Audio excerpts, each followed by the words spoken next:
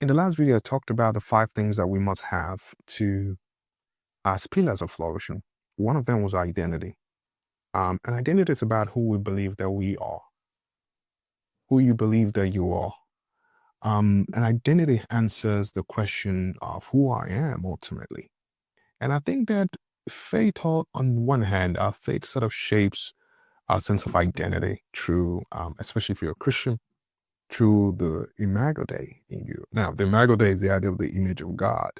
In other words, in Christian theology, we believe that we're all made in the image and likeness of God. So in other words, if I'm to think about what God would look like, look at me, look at my capabilities, look at the things I'm able to do.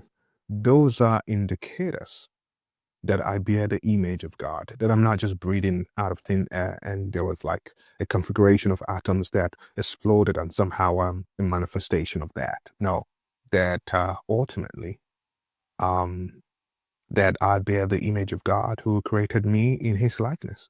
The same God created you in his likeness. In fact, psychology actually shows us that having a strong sense of identity will often reduce things like anxiety and increases in our sense of resilience and our mental health and all that. And part of that is because identity ultimately becomes fragile without grounding in a stable source. The reason why people have fragile identities is because they're not grounded in something that is greater than they are. And so, on one hand, you could say that Christian identity, therefore, sort of offers sort of a secure foundation that resists some kind of performance pressure, the pressure to perform and be this person that you're not. But because our identity is grounded on the idea of Imago Dei, that we are created in the image of God, there's something about that that grounds us against adversity, that builds a sense of resilience because we know whose we are, you know.